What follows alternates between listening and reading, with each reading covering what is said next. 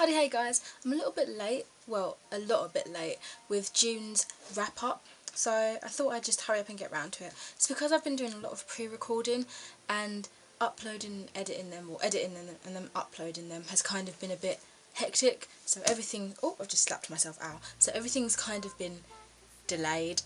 Nevertheless, here I am with my June wrap up. So the first book I managed to finish in June was Sarah J Maas's The Assassin's Blade. Now I'm always talking about Sarah J Maas and her Throne of Glass series, but you know I'm not going to stop because it's just so far it's amazing. Anyway, The Assassin's Blade is the prequels of to the Throne of Glass series. It's actually 5 short novellas, and they all have some sort of input to the world building and past experiences of Selena Sardothien, and once you read these you pretty much understand every little reference made, because that's how I found myself like feeling.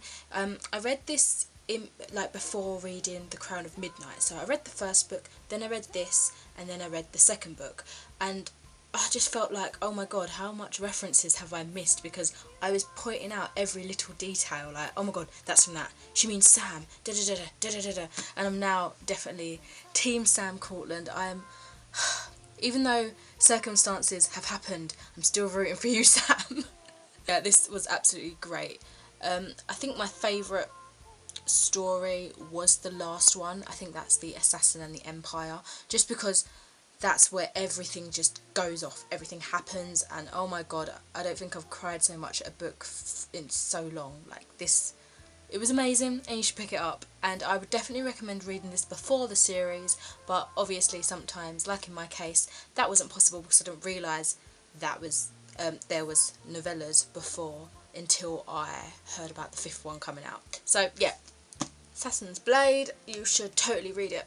So following on with that sort of Sarah J Maas theme, the second book I completed last month was The Crown of Midnight. This is the second in the series, and it's continuing on with Selena Sardothien and her kind of doing the king's bidding as the king's champion now. In this, a lot of shit goes down. Again, I loved it, really, really good book, but so much happens that I just felt so broken and depleted, but somewhat whole after everything was tied up in a way at the end of the book.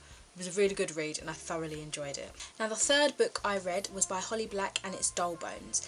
This actually was the book that made me complete my 2014 reading challenge. However, that's the only kind of significance I can give it. Sadly, I didn't really enjoy it, and that's because going into this book I didn't really realise it was more based for primary school children.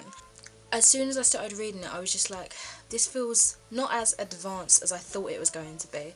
The writing was very simple, like simplistic, very, not childlike, but you know, aimed at that sort of genre of people. The story, however, is pretty good. No, I won't tell you what the story is because I went in this not knowing what it was actually about. I didn't really watch too many reviews that gave away what the story was about itself, and I want you to go in with the same experience, but just know that this is not an advanced age group of reading. It's not for young adults or anything like that. It is based for younger children. So if I'd have known that, I might have steered clear, but I mean, it was pretty spooky. It's just the writing didn't do it for me. I just felt like it was just too simple and realistic and not as fantasy spooky as I thought it was going to be. I do know that people really love this though, but I just couldn't see that really for me. And the last book I read for June was Fangirl by Rainbow Rowell. This is the first book I've ever read from her, and I must say I am so happy. The book, the writing style, the story, the plot, the characters, I loved. I just fell in love with everything. I've got a full-length review that's already up, so that is posted in the down bar with a linkity link for you. But yeah, what else can I say that I haven't said in the review? It's just amazing, and I really urge anyone to just go out and read this. At first, well, when I read the first page I was like, okay, I'm stepping a bit out of my comfort zone. There's no fantasy element as such.